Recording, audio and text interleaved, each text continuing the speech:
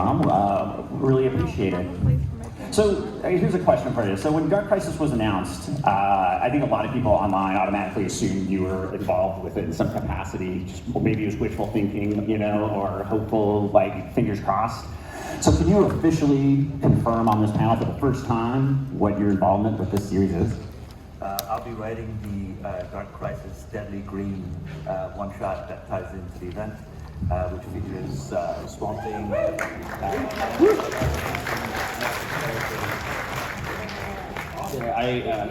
His Swamp Thing book is amazing. It's an awesome book. Eisner nominated, terrific comic book. And so for the last year, I've been talking to Ram about this, that I wanted him to work on this story, this piece. Yeah, thank you so much for involving me. And I mean, not like there's a history of Swamp Thing and magic characters being involved with Dark Crises. with the Great Darkness, yeah. Like I was saying before, in issue 3 or issue 4, Alan Scott takes John and Nightwing down to the Justice League Dark, and Swamp Thing the Swamp Things, Levi and Alec, they're realizing that the Great Darkness doesn't normally operate this way, so something must be going on, and that's where they go to try to figure out what actually is happening, and that's where and that issue is going to be co-written with Ron and Dan Waters and Alex Packnadil. Did I say his name right, Ron?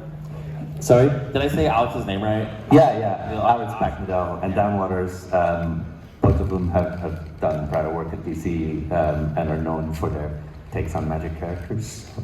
So I'm curious, Ron, what can you tell us about the Deadly Green and the variant cover that we see on the screen right there?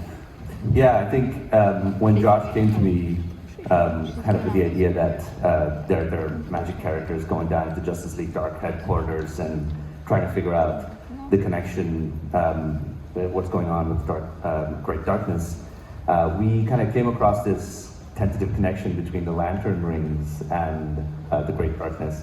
And so, in a twist on the words, we decided that the Deadly Green is going to be all of these characters entering Alan Scott's Green Lantern Ring, including Swamp Thing, John Kent, John Constantine, Zatanna, and I was fascinated by the idea of this connection between the Green, obviously Swamp Thing's source of power, the Green that's in the ring, that's human will, and its connection with this kind of cosmic darkness, emptiness that sits outside of everything.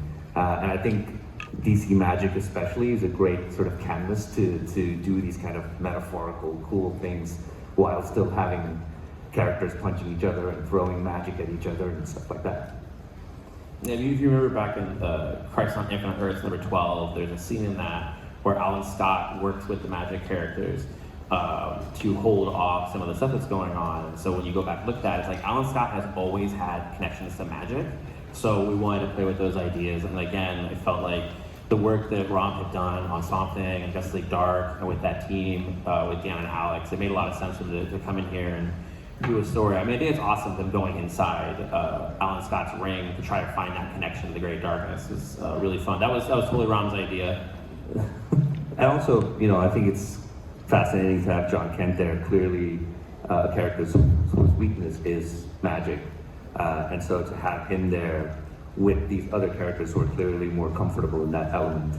As you can see on the variant cover, there's a pretty cool moment with Swamp Thing and John Kent kind of combining their powers, if you will.